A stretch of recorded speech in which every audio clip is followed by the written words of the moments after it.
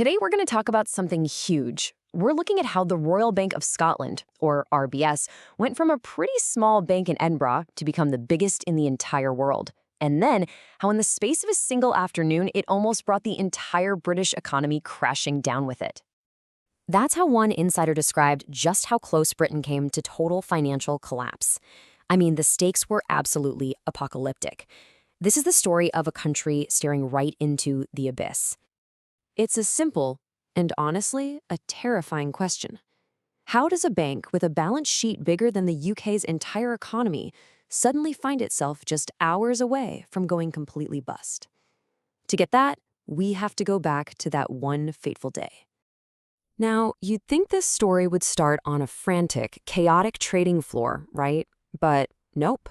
It begins at a posh investor conference with a CEO who seemed to have absolutely no idea that his entire world was on fire.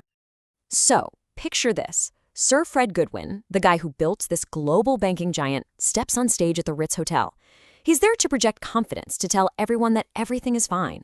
But outside that fancy room, his entire empire was literally crumbling to dust. The disconnect here is just mind-blowing. As Goodwin is clicking through his slides talking about future growth, traders out in the real world are dumping RBS stocks so fast the price is in total freefall. And then, when he finishes, an investor just staring at his BlackBerry asks the killer question, "Why has your share price fallen 35% since you started speaking?" Goodwin apparently went white as a sheet. He mumbled some kind of answer, walked off stage, and was never seen in public as CEO again. That's when things went from bad to code red. The bank's chairman gets on the phone to the UK chancellor and lays it out in the bluntest terms possible. RBS, the biggest bank in the world, was just hours away from being insolvent. The government had to do something, and they had to do it right now. So how on earth did it get to this point? To really get how it all fell apart, you have to understand how it was built in the first place. And at the center of that whole story is one man, Fred Goodwin, an incredibly ambitious accountant with a truly fearsome reputation. You know, for most of its history, RBS was a pretty conservative, well-respected Scottish bank. Kind of boring, really. But by the 90s, the new bosses decided the bank had to get aggressive or it would get eaten. So they modernized, and then, in 1998, they hired their secret weapon. And he came with a nickname, Fred the Shred. He got it at his last job, where his approach to cutting costs was legendary and pretty brutal. He was known for shredding jobs and entire departments without a moment's hesitation.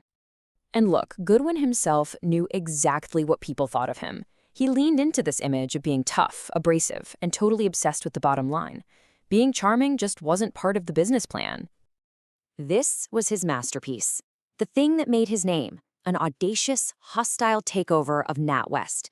Now, NatWest was a huge English bank, and the London establishment just laughed at this smaller Scottish bank trying to buy them. But Goodwin's relentless focus on the details won. It was a stunning victory that made him the undisputed king of British banking. And with that massive success came the hubris. Goodwin's morning meetings were famously known inside the bank as morning beatings because they were so ferocious. A culture of fear completely took over. The bank leased a private jet and built this enormous, lavish new headquarters that even had a kitchen just for cooking seafood.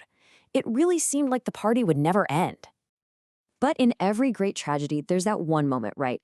That one fatal mistake that brings everything down. For RBS, it was one single deal made at the absolute worst possible moment in history. 71 billion euros. That was the record-shattering price that RBS paid to buy the Dutch bank ABN AMRO in October 2007. It was, at the time, the biggest banking takeover in history, ever. And the timing was just catastrophic.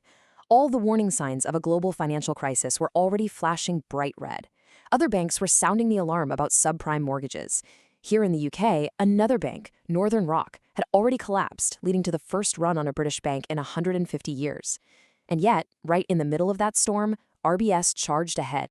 So what did this deal actually do? Well, to put it simply, it just completely vaporized RBS's financial safety net. Banks have to keep these big piles of cash, called capital reserves, to handle unexpected problems. RBS had just spent all of theirs. They were now totally dependent on borrowing huge amounts of money every single day, right at the exact moment that credit markets around the world were freezing solid. After the deal, this was the size of RBS's balance sheet: £2.2 trillion, an almost unimaginable number. It was larger than the entire annual economic output of Britain.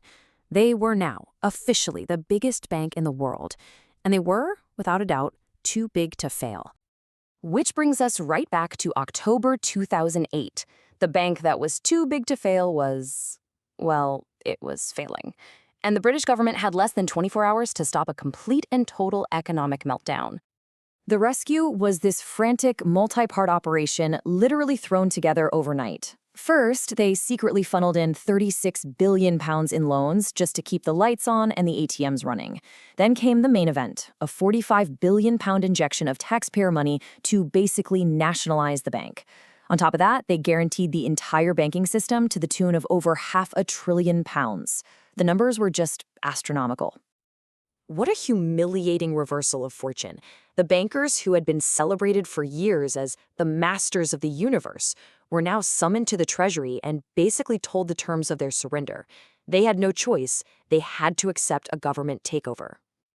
So, Fred Goodwin was forced to resign, but the public went absolutely ballistic when it was revealed he was going to keep this enormous pension. The pressure got so intense, he was eventually stripped of his knighthood. But, and this is crucial, not a single executive was ever prosecuted for the bank's failure. The final bill for saving the banking system was staggering, well over £1 trillion in loans and guarantees. And here's the real kicker. Over a decade later, the taxpayer is still on the hook. The government still hasn't recovered all of that initial £45 billion investment. This quote, I think, just perfectly captures the deep-seated public anger that followed. For years, the bankers had enjoyed massive profits and gigantic bonuses. But the second their bets went catastrophically wrong, the public was forced to pick up the tab. And that feeling of a rigged system would go on to fuel a decade of political chaos. And that really leads us to the final critical question.